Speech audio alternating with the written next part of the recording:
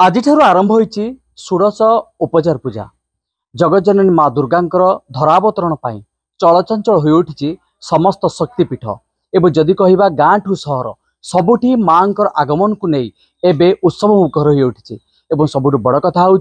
आश्विन मास अष्टमी आज जो कृष्ण पक्षर अष्टमी तिथि रही मूलाष्टमी भाव में जदि कहवा सब मंदिर यह पूजार्चना कराऊँच माँ आवाहन कराऊँच कौटि ना कौटि नीतिकांति नहीं या पूजार्चना कराऊँच। ढेंकानाल प्रमुख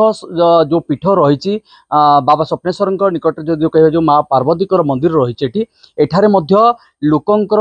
भिड़ देखा मिली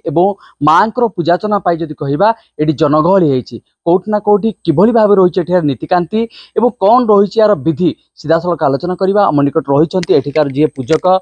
कौन कह आज्ञा माँ आज जदि कहवा धरावतरण होती एवं सब बड़ कथा हूँ जे जो मूलाष्टमी होती मूलाष्टमी रे माँ नीतिकांति पूजार्चना कौन सब विधि रही आज्ञा।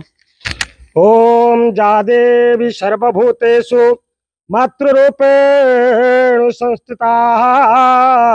नमस्तस्यै नमस्तस्यै नमस्तस्यै नमो नमः। ये हूँ आमर शिवलापसी ग्राम यही ग्रामर स्वप्नेश्वर पीठ ये माँ पार्वती 16 दिनात्मक पूजा आज आरंभ यह 16 दिन पर्यंत सकाळु ठाकुराणी आमर प्रत्येक दिन स्नान करेंगे आलती तापर तांकर बालभोग एवं 12टा आमर जो मध्याह्न समय आमर शंखुड़ी भोग हुए एवं चंडी पाठ भी करा जाए ता सहित संध्या समय ठाकुराणी आलती एवं होम यज्ञ आमर ये नाम संकीर्तन हुए एवं माँ जो धरावतरण कर सारा ओडिशा रे प्रत्येक देवी पीठ रे यही पूजा चली कटक चंडी भगवती पीठ समलेश्वरी आमर तारिणी पीठ सबुठी ये पूजा चली आमर ये शिवलापसी गढ़ ये बहु पुरातन आमर 24 खंड मौजार लोक ये रुंड हुआ प्रत्येक दिन आमर ये 500 ରୁ 1000 लोक भाया ये आमर महाप्रसाद सेवन करती एवं संकीर्तन करती माँ ये ज्ञान करती निश्चित भाव में कौटना नीतिकांति पूजा अच्छा माँ दुर्गा ये कह जो जगज्जननी दुर्गा धरावतरण होती पीठर माँ पूजार्चना चली निहाती भाव में नीतिकांति चलती निकट रही से आलोचना करिया कौन कह आज्ञा जदि कह बहुल मात्रा एठिकार जनगहली होती लोकंर जनारण्य होती सब बड़ कथा हूँ भक्त श्रद्धालुंर भिड़ जमी कौन कहे ये जो पीठरे माँ निकट आसुँच कौन केमती वातावरण नहीं कौन कहे आज्ञा गोटे ठाकुर के आग वंदना करुँची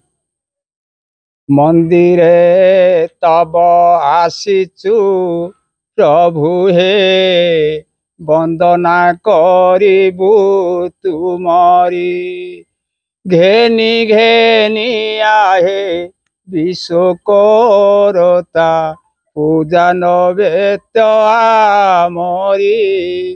केते आशा करी आसीचु सरवे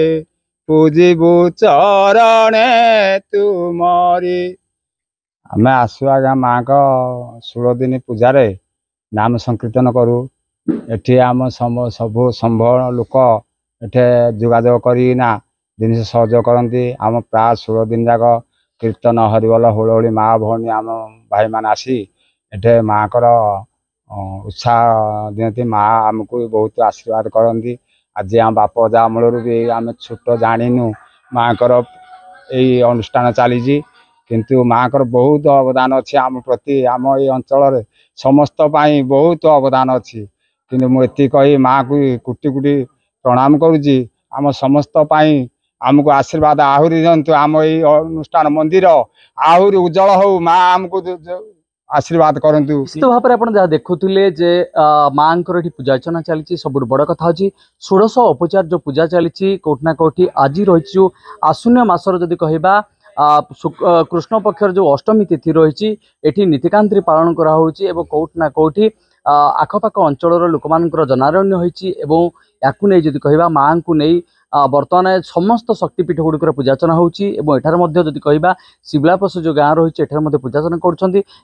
रही पूजार्चना सीधा सड़क आलोचना करवा निकट रही कौन कहे जो पूजार्चना कर कौन केमती पूजार्चना कर शिवलापसी गाँव रही माँ पार्वती देवी पूजा चली 16 दिन पर्यंत पूजा हुए। आम सबुदिन एठी आसु 16 दिन जाक व्रत करू आ मनस्कामना पूर्ण माँ करती। भोग राग भी लगे आ अन्न प्रसाद भी हुए। डेली खाई पी आम खुशी भी घर को जाऊ। माँ आशीर्वाद करती आम मनस्कामना पूर्ण करती। 16 दिन 16 अवतार हुए। प्रत्येक दिन गोटे गोटे नुआ लुगा पिंधती। होम जीवन डेली नुआ नुआ कराए। 16 दिन पर्यंत चले। आम 16 दिन पर्यंत आसुचु सब वर्ष भी आसु। निश्चित भाव में आपन देखुले प्रतिक्रिया रखुले कोठी ना कोठी षोडश उपचार पूजा पाई जदि कहबा भक्त और श्रद्धालुंकर भिड़ जमीची एवं आज ठारू नीतिकांत रे पूजार्चना करा होची। हम निकट रहिचंती एठिकार जे बासिंदा एवं सीधासलख आलोचना करिया कोन कहबे आज्ञा बर्तमान आपन एठी षोडश उपचार पूजा चलीची कोन कहबे किभली भाव में बर्तमान मांकर पूजार्चना चलीची। निश्चित भाव देखु ये आम जो अच्छे बर्तमान ये शिवलागढ़ ये आम अंचल बहु पुरातन मंदिर। ये भक्त मान माँ प्रति जो आम रही स्वप्नेश्वर महादेव आम जो माँ पार्वती ये आज नुहे ये माने दीर्घ वर्ष माने बहु पुरातन ये पुणी देवतर विभाग माने एठी गोटे माँ प्रति माने स्वतः भक्तिभाव भक्त मान टाणी आणुची स्थान को आम भी आज नुहे दीर्घ वर्ष धरी आम प्रतिदिन 16 दिन जाक ये माँ पाखे उपस्थित हो आम निजे व्रत करुचु आ माँ पाखे पूजा करुचु। माँ जो पुष्पांजलि आम निजे प्रदान करुचु। यज्ञ भी बसुचु एवं भी आप देखिपारे यज्ञ भी आरंभ हो रात्रि समय ये गोटे भक्त मान माँ प्रति गोटे अलग प्रकार भाव रही माँ प्रति माने जो रही शिवलागढ़ माँ माने डाकिले वो करती गोटे विश्वास रही लोक मान भर जो विश्वास भरसा को नहीं ये गोटे पर्व ये पर्व गोटे जो माँ धरा अवतरण समस्ते आनंदित अच्छा खुशी अच्छा माँ आशीर्वाद लाभ हो माँ आम ये भी कामना करूँ माँ समस्त संसारवासी को खुशी रखु आशीर्वाद करूँ ये हूँ निश्चित भाव में कोटि ना कोटि भक्त और श्रद्धालु सहित